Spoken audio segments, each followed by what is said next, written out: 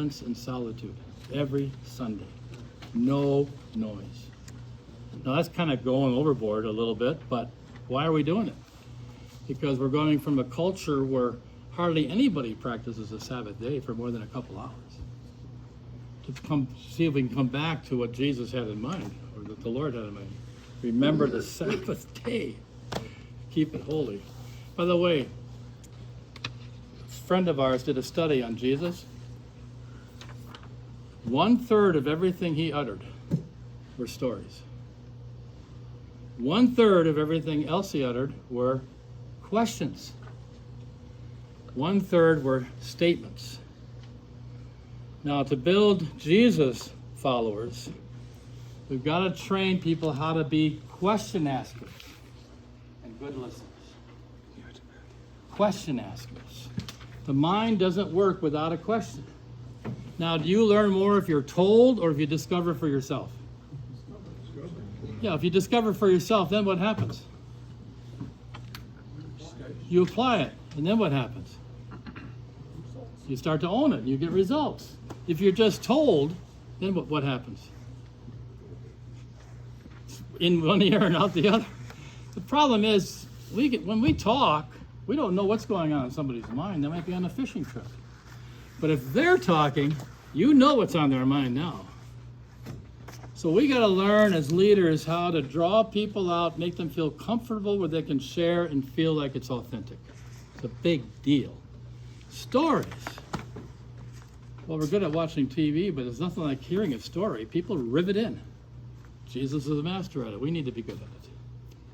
So this is some of the stuff that goes on in 40-day training. You have to lead a whole seminar where you can't make one statement. That's a discipline. Only questions. And you got to get the questions to flow. That takes some skill. You're in a 40-day environment. Every time somebody speaks or leads, you know what the group does? They point out what they appreciate about that person. We say any fool can tell you what you do wrong. We can criticize to death. Let's look at what they did right, and let's look at what we appreciate. Now, there are people who don't like this. They resist it. So it doesn't feel comfortable getting affirmed or encouraged. We had a football coach, one of your leading football coaches in Wisconsin, top level, I won't mention his name. He ran into huge problems.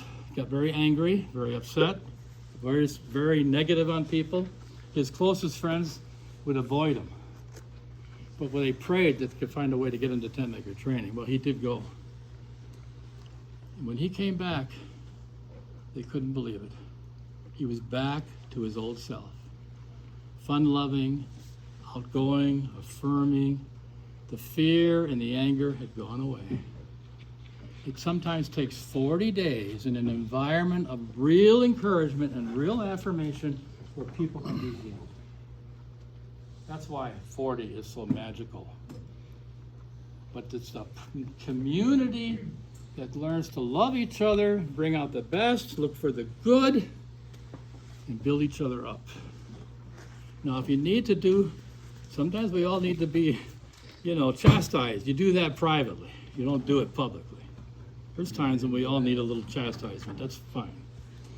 Thank you for being such good listeners. I gave you a little picture of the property here that you saw. I think if you saw it, I passed it around. We got a question here. Yeah, go ahead. I'm from Houston, Texas. Yeah. Where's a group meeting in Texas? San Antonio. Good. We got several communities going on. Good church, empty church at Kerrville. Write that down for me. We'll contact them. All right. Thank you, everybody.